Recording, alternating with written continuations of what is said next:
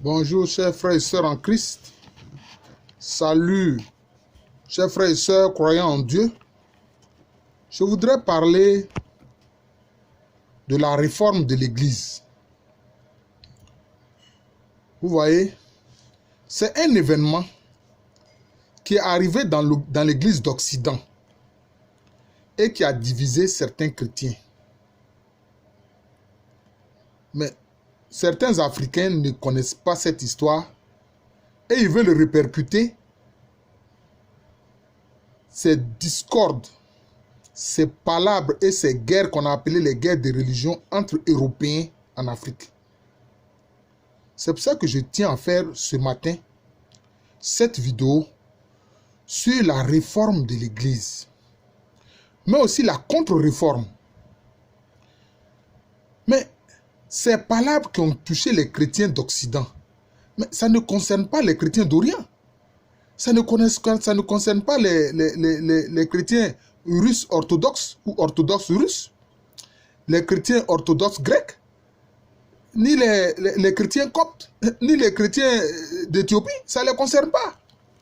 Mais nous, comme le christianisme est entré chez nous, en Afrique, enfin en Afrique de l'Ouest et ailleurs, mis à part l'Éthiopie, avec à la fois la prédication des missionnaires catholiques et des missionnaires protestants, donc des églises réformées, on veut envoyer ces mêmes palabres-là en Afrique. Mais c'est totalement mauvais. Ce n'est pas comprendre les choses. Parce que ces palabres qui ont divisé l'église d'Occident n'avaient pas qu'un aspect religieux. Il y avait aussi un aspect politique. C'est de ça que je vais parler ce matin. Alors, d'où est partie la réforme? La réforme a commencé au XVIe siècle. Ça a commencé au XVIe siècle. Disons 1500 et quelques. Voilà. On dit 16e siècle, c'est 1500 et quelques. Après Jésus-Christ. Et c'est lui qui a commencé cette réforme de l'Église. On l'appelle Martin Luther. À ne pas confondre avec Martin Luther King. Martin Luther, lui, c'est un Allemand. C'est un Allemand. Voilà. C'est un Allemand. Voilà. À ne pas confondre avec Martin Luther King, qui lui est un noir qui a lutté au XXe siècle aux États-Unis pour les droits civiques des Noirs américains. Alors, Martin Luther, qui d'ailleurs était un prêtre catholique et qui était moine augustin. Il était moine augustin, moine de la congrégation des Augustins. C'est-à-dire ceux qui se réclament de la spiritualité de Saint Augustin. C'est lui qui, disons, relisant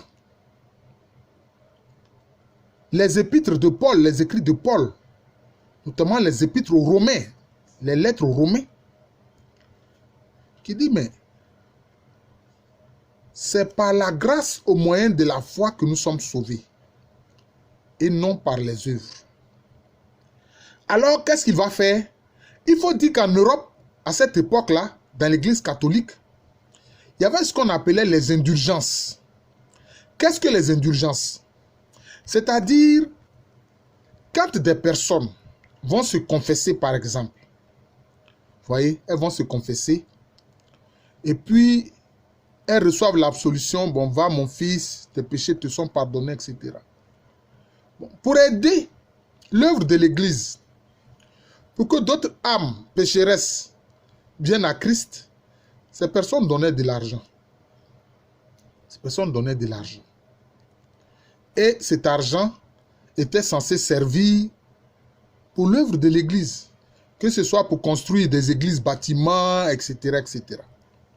Et donc, il y a certains ecclésiastes, certains prêtres, certains évêques qui ont commencé à vendre des indulgences. Voilà.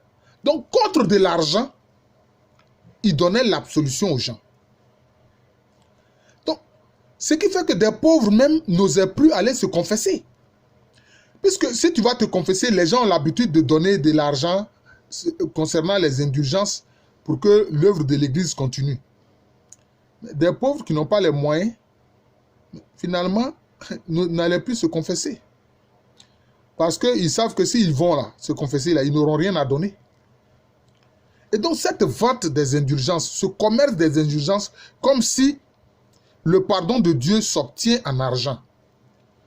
C'est certains qui ont fait ça, ce n'est pas tout le monde. On ne peut pas accuser toute l'Église, non. On ne peut pas accuser toute l'Église. C'est certains qui ont fait cela. Certains évêques et certains de leurs prêtres qui ont fait cela parce qu'ils avaient besoin d'argent, soit pour construire des églises, bâtiments, etc., etc. Et c'est ça que Martin Luther va dénoncer. Il a dit, mais ce que vous faites là, ce n'est pas bien. On est sauvé par la grâce de Jésus-Christ au moyen de la foi. Mais vous, on dirait que le salut là, vous monnayez ça. C'est devenu un marchandage. Et qu'est-ce qu'il a fait? Il a dénoncé ça à travers ce qu'on a appelé les 95 thèses. C'est-à-dire qu'il y avait 95 points de critique vis-à-vis de ce qui se passait dans l'Église catholique. C'est ce que Martin Luther a fait. Et parmi ces points-là, l'élément important, c'était le fait de dénoncer les indulgences. Ensuite, il a aussi, par la suite, dénoncé le culte des saints et la vénération de la Vierge Marie. Et finalement, aussi, il a dénoncé l'idée du purgatoire. Et puis finalement, il va rejeter tout ce qu'on appelle le magistère de l'Église. Parce que le magistère de l'Église, c'est important. C'est tout ce que ceux qui ont eu à avoir une expérience avec le Christ Jésus ont écrit. Par exemple, les écrits de Saint Augustin, les écrits de Saint Thomas d'Aquin, les écrits de Saint Irénée de Lyon, etc. Il va rejeter tout cela et il va s'arrêter à ce qu'on a appelé sola scriptura, c'est-à-dire l'écriture seule. C'est-à-dire, pour lui, c'est ce qu'il a lu dans la Bible. C'est ça seulement qui est la vérité. Il n'y a rien d'autre à côté. Il ne veut pas tenir compte des écrits de ceux qui ont fait la rencontre du Christ et qui ont aussi témoigné de leur foi. Or, on voit que même dans les églises évangéliques et autres, mais ils insistent sur le témoignage de la foi. Mais c'est ce que ces anciens ont fait et c'est ça qui est un dépôt de l'église et qui fait partie du magistère de l'église. Je pense que sur ce point-là, il a fait erreur. Mais il avait raison de dénoncer les indulgences. Sur ce point, il avait raison. C'était une dérive. Moi, je suis chrétien catholique. Hein. Je suis fondamentalement chrétien catholique. Je crois en l'église catholique, l'église chrétienne catholique. Mais je pense que Martin Luther a eu raison de dénoncer ces indulgences. Mais les dérives, quelquefois, on les voit, même encore aujourd'hui. Que ce soit dans l'église catholique, que ce soit dans les églises évangéliques, on voit cela. Mais moi, je vais vous dire comment moi j'explique cela. Chers frères et sœurs, comprenez que quand vous entrez dans l'église, là, les gens qui sont assis autour de vous, là, et tous ne sont pas des disciples du Christ. Et tous ne sont pas des chrétiens sincères. Le diable aussi envoie ses agents. Il faut que vous compreniez ça. Le diable, là, lui aussi, il envoie ses agents dans l'église. C'est pour ça que vous voyez certains prêtres ou certains pasteurs, mais qui célèbrent des mariages homosexuels. Excusez-moi. Qui célèbrent des mariages homosexuels. Et c'est ça, c'est ce que Dieu a dit. Dieu a dit, l'homme quittera son père et sa mère pour s'attacher à sa femme. Mais des prêtres ou des évêques, je dis des évêques, ou des pasteurs d'églises réformées, d'églises protestantes, qui célèbrent des mariages homosexuels. C'est ce que Jésus a dit. C'est ce que la parole de Dieu dit. Vous voyez. Donc cela veut dire que dans nos églises là, quelle que soit la dénomination, le diable aussi envoie ses agents. Et ça, il faut que vous compreniez ça. Il y a des adeptes du démon qui sont là, du diable qui sont dans nos églises. C'est pour ça que vous avez dans des églises, que ce soit des églises catholiques ou des églises réformées, des francs-maçons, des rosicruciens, des gens qui ne croient pas en l'incarnation du Christ et puis ils sont dans l'église. Mais ils sont dissimulés, ils sont là. Et ils font le travail pour leur maître qui est Satan. Ça, il faut que vous compreniez cela. C'est ce qui est arrivé. Regardez par exemple ce pape qui a permis l'esclavage, la traite négrière des Noirs sous prétexte que les Noirs n'ont pas d'âme. Vous pensez que celui-là, il avait le Saint-Esprit? Non, il n'avait pas le Saint-Esprit. Voilà, donc c'est ce qu'il faut comprendre. C'est comme ça que moi, j'explique ce fait-là. Et donc, Martin Luther, quelque part, il a eu raison de dénoncer les indulgences. Mais, ce que son évêque lui a reproché, il lui a dit, mais si tu as des choses, des critiques à faire, mais il fallait simplement venir m'en parler. Mais tu as placardé ça, les 95 critiques là, qu'on appelle les 95 thèses, tu as placardé ça sur les portes de l'église de Wittenberg, où il était. C'est ce qui s'est passé. Mais il faut dire que la réforme protestante n'avait pas qu'un aspect religieux. Hein? Ah non. Ça avait aussi un aspect politique. Ça, il faut que vous sachiez cela. Quel était l'aspect politique? Je vous ai dit que Martin Luther, il vivait en Allemagne. Mais en ce moment-là, l'Allemagne n'était pas unie, telle qu'on voit l'Allemagne. Il y avait différents duchés, c'est-à-dire des différentes zones dirigées par des ducs. D'ailleurs, c'est l'un des ducs là, je crois le duc de Saxe, c'est lui qui a protégé Martin Luther.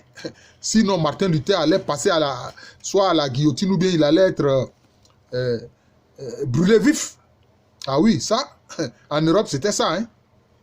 Et c'est ce duc-là qui l'a protégé.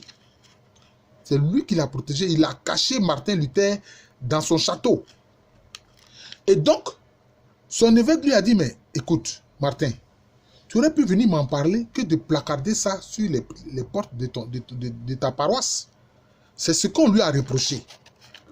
C'est ce qu'on lui a reproché. Et comme il ne voulait rien entendre, il maintenait sa position. Il a été excommunié. Aujourd'hui, on parle d'excommunication. Mais moi, je préfère l'ancien terme excommunié, c'est-à-dire retiré de la communion de l'Église. Mais aujourd'hui, on parle d'excommunication. Et c'est ce qui s'est passé. Et quand il a été excommunié, ben, ceux qui le soutenaient ont protesté. C'est ce qui a fait qu'on les a appelés les protestants. Mais je vous ai dit que cette crise au sein de l'Église d'Occident avait un aspect politique. Quel est l'aspect politique? Il y avait de nombreux Allemands de la petite noblesse. Parce que la noblesse était divisée il y avait la grande noblesse et la petite noblesse. Beaucoup d'Allemands de la petite noblesse avaient perdu leur propriété, leur terre. Souvent, ces terres-là avaient été rachetées par des évêques. Donc, des évêques sont devenus très riches en rachetant des terres des petits nobles appauvris. Et donc, quand Martin Luther a posé ce problème-là, mais la noblesse allemande l'a soutenu, mais parce qu'elle voulait récupérer les terres qui avaient été rachetées par des évêques, donc rachetées par l'Église catholique. Et c'est ce qui s'est passé. Quand la réforme a eu lieu en Allemagne, cette petite noblesse s'est précipitée pour récupérer les terres qu'elles avaient eu à vendre aux évêques catholiques. Voilà ce qui s'est passé. Donc il y avait un relan politique derrière cette affaire apparemment religieuse. Donc c'est ce qui s'est passé. Et c'est de Martin Luther qu'est née l'église luthérienne. Mais par la suite, disons, il va y avoir d'autres réformateurs qui vont suivre le chemin de Martin Luther. Il y a par exemple Jean Calvin, qui sera à l'origine de l'église calviniste. Lui, il était français.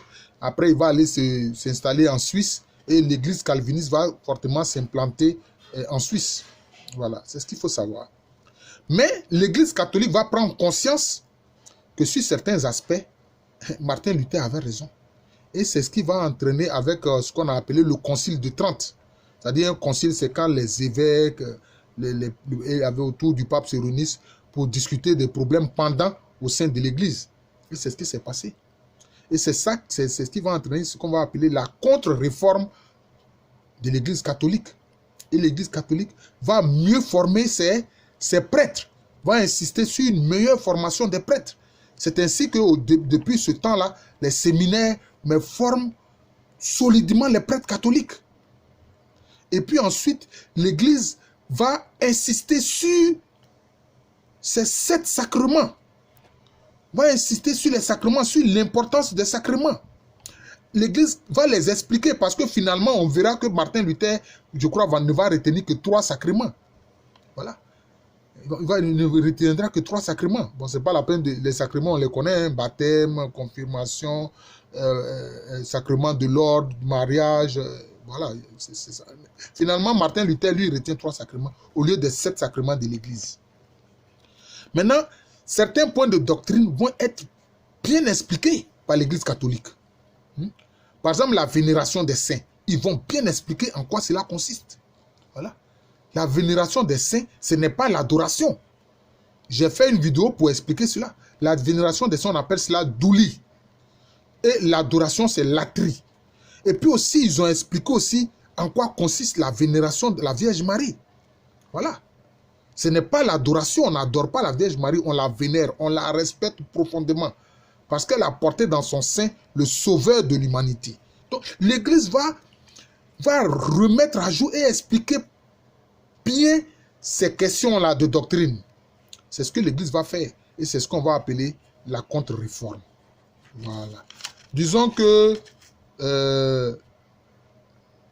c'est exactement en 1521 que, justement, le terme protestant va commencer à apparaître. Parce qu'en 1721, quand Martin Luther va être excommunié, bon, ceux qui le soutenaient vont protester. Et le mouvement que Martin Luther a initié va s'étendre à différents royaumes de l'Europe. Donc, ça a provoqué des guerres. Par exemple, en France, ça a provoqué des guerres. Le roi était catholique, mais une bonne partie désormais de ses sujets sont devenus des protestants. Et il y a eu ce qu'on appelle le massacre de la Saint-Barthélemy, où il y avait des nobles protestants convertis au protestantisme qui ont été massacrés le jour de la Saint-Barthélemy. Mais ça, ce n'est pas pour des raisons religieuses, c'est pour des raisons politiques. Et c'est ce que les gens, souvent les pasteurs n'expliquent pas ces choses-là bien à leurs fidèles.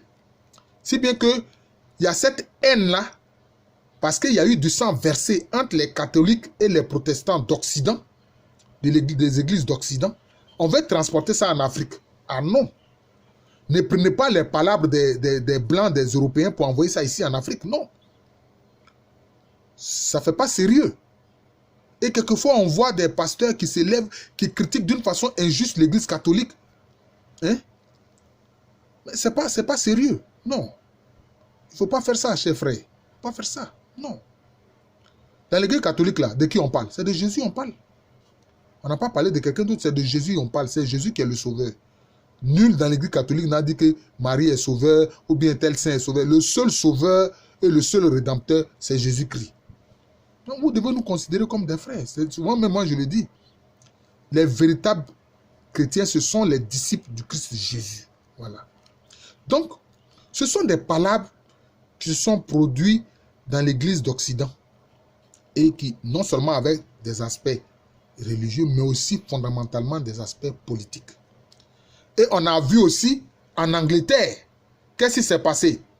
Pour une affaire de mariage, le roi Henri VIII, qui voulait divorcer de sa femme légitime et légale, qui elle est de la couronne d'Espagne, parce qu'elle ne lui donnait pas de fils, elle ne lui avait donné que 2 filles.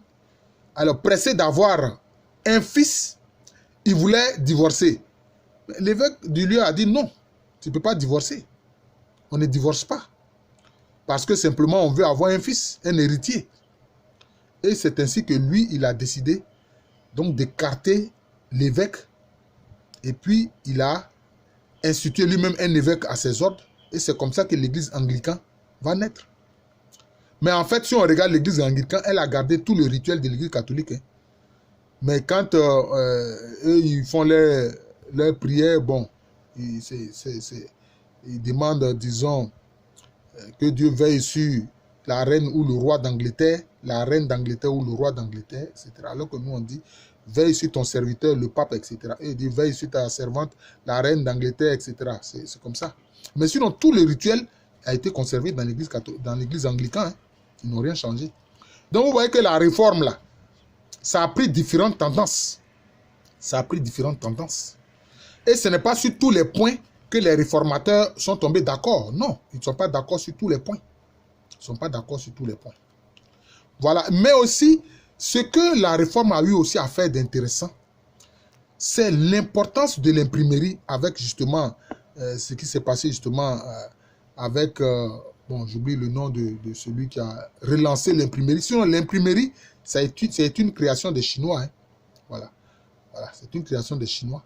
Et puis, donc, avec cette réforme-là, mais les églises protestantes, par l'imprimerie, la Bible a été traduite en allemand. La Bible a été traduite en allemand et puis par la suite, la Bible va être traduite dans les langues courantes. Parce que l'Église continuait d'utiliser le latin comme langue liturgique. Mais quand il y a eu la contre-réforme, ils ont compris que non. Il faut s'adresser au peuple dans les langues que le peuple comprend. Ça aussi, ça a été un des avantages justement de la réforme et de la contre-réforme. Voilà. Je vous remercie. Je suis le frère Jean de l'amour de Jésus. C'est mon nom spirituel. Et à l'état civil, je suis le professeur Alokwame René. Ne tablons pas sur les palabres que les Européens, l'Église d'Europe, l'Église d'Occident a eues. Nous sommes disciples du Christ.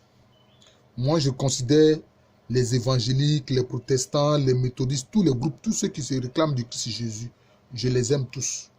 Parce que nous avons le même Seigneur, qui est le Seigneur Jésus-Christ. Donc c'est sur ce point-là que nous devons regarder. Les petits éléments sur lesquels nous ne sommes pas d'accord, ça c'est des points de détail. C'est comme j'ai vu quelqu'un qui critique le chapelet. Mais il ne sait même pas que le chapelet, ça sert simplement à compter. Le chapelet, c'est pour compter, c'est tout. C'est pour compter. Ça ne sert à rien d'autre que ça sert à compter. Le chapelet, ce n'est pas un fétiche. Alors, quelquefois, quand on est ignorant, on a des réactions qui ne sont pas bonnes. C'est pour ça que l'ignorance est une mauvaise chose. Et vous remarquerez, dans les trois dons, les trois premiers dons du Saint-Esprit, c'est quoi? La sagesse divine, l'intelligence divine et la connaissance divine. La connaissance est une chose importante. Quand on sait, on a une attitude. Quand on ne sait pas, on a une autre attitude. Donc, il faut savoir. C'est pour ça que le Seigneur m'a inspiré de faire cette chaîne sur YouTube, Jean de l'amour de Jésus, pour dire un peu ce que je sais. Et pour vous qui êtes déjà abonnés à cette chaîne, vous êtes au nombre de 14. Il faut amener d'autres à s'abonner à cette chaîne. Voilà, à s'abonner à cette chaîne. Pour qu'ensemble, nous apprenions. Et puis quand j'ai fait la vidéo, après, vous pouvez m'écrire, bon, etc. pour qu'on puisse échanger. Voilà, c'est cela. Je vous remercie. Je vous souhaite une bonne semaine sainte. Voilà, aujourd'hui, c'est jeudi. C'est le jour où le Seigneur a institué l'Eucharistie et aussi le lavement des pieds comme signe de sa grande humilité, comment Dieu lui-même se rabaisse et lave les pieds de ses créatures. Merci et bonne journée encore.